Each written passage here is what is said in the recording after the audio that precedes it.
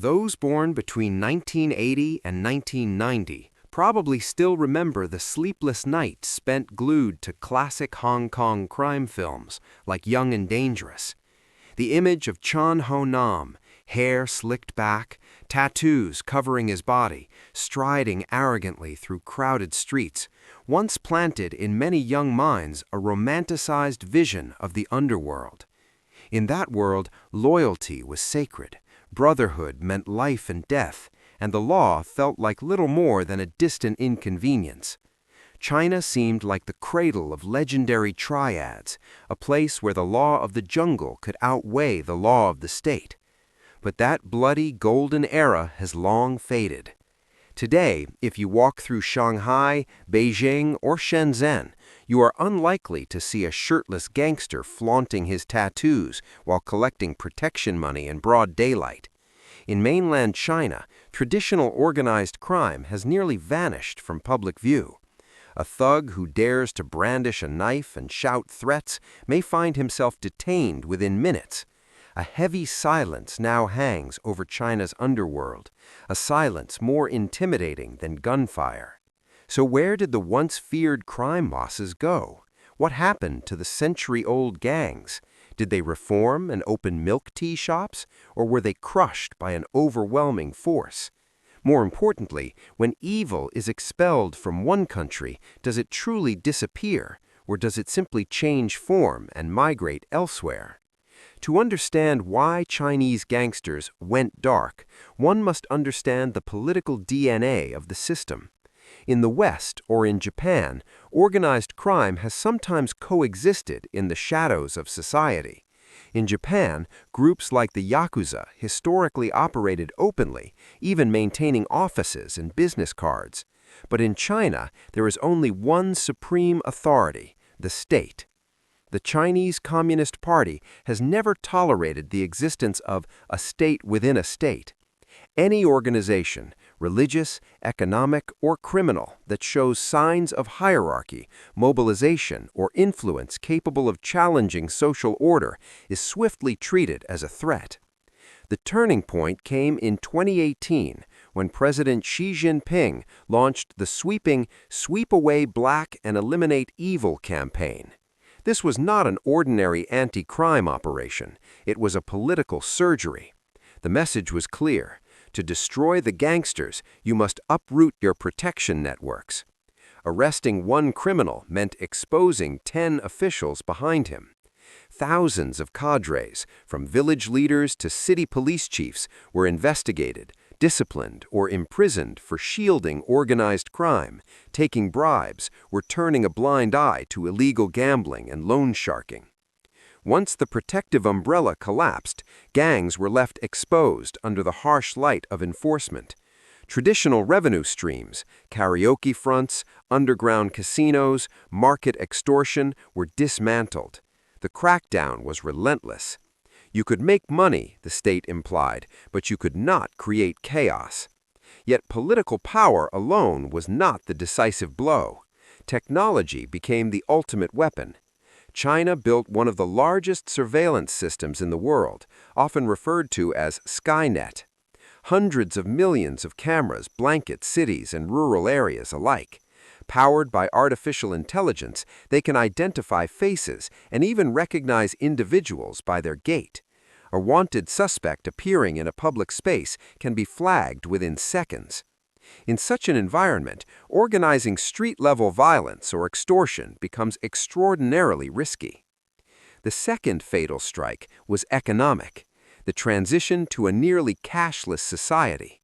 From street food to real estate transactions, payments are processed through digital platforms such as WeChat Pay and Alipay. Every transaction leaves a digital footprint. Organized crime thrives on untraceable cash, but when money flows are monitored and recorded, laundering becomes far more difficult. Without liquidity, gangs cannot operate, pay subordinates, or bribe officials. Starved of resources, they wither. But crime does not simply vanish. Criminologists describe the balloon effect. Squeeze one end and the other expands. As mainland China became inhospitable territory, criminal networks migrated southward to regions with looser borders, weaker regulatory frameworks, and higher corruption risks. Southeast Asia became the natural destination. Cambodia, Laos, Myanmar, and the Philippines lie only a short flight away. In certain border regions of Myanmar, central authority struggles to assert full control.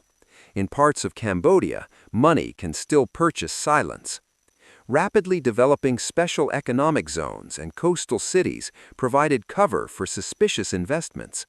What emerged was a terrifying transformation, from machete-wielding street gangs to high-tech criminal enterprises.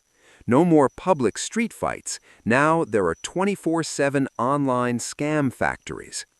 Cambodia's Sihanoukville was once marketed as a rising tourist hub, but became synonymous with sprawling scam compounds. High-rise buildings were leased and fortified, guarded by armed security.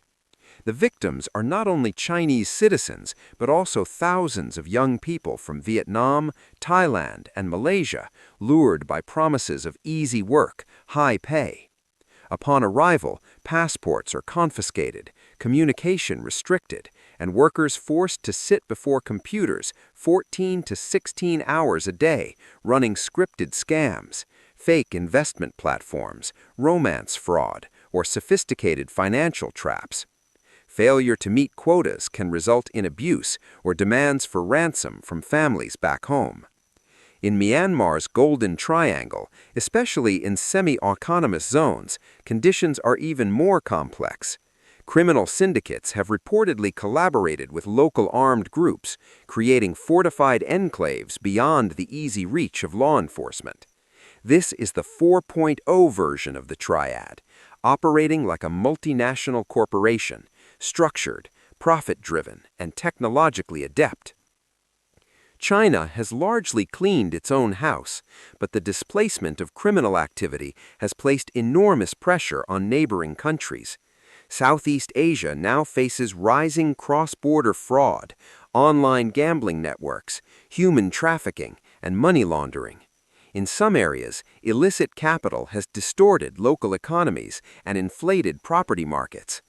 Public resentment towards Chinese-linked criminal activity has also intensified, straining social and political relations. Vietnam is not immune. It has become both a source of trafficked labor and a target of cross-border scams. Families have lost life savings to fraudulent calls originating from overseas compounds. Young people have risked their futures chasing illusory job offers. China's experience demonstrates that with centralized authority, technological surveillance, and political determination, traditional organized crime can be dramatically suppressed. Yet it also reveals a sobering truth. Crime does not disappear, it evolves. From blades to keyboards, from street corners to cyberspace, from protection rackets to global financial scams.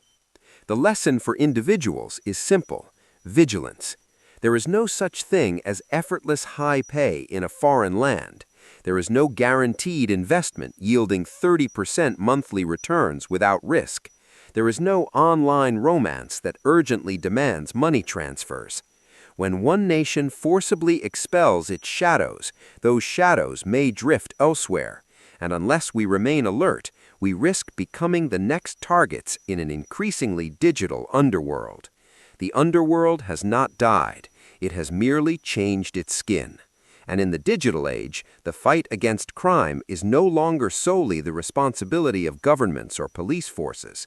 It belongs to every citizen who chooses caution over illusion. Thank you for watching this story. If you found it meaningful, please subscribe, turn on notifications, and share this video. And now it's time to say goodbye. Thank you for staying with Societal Stories.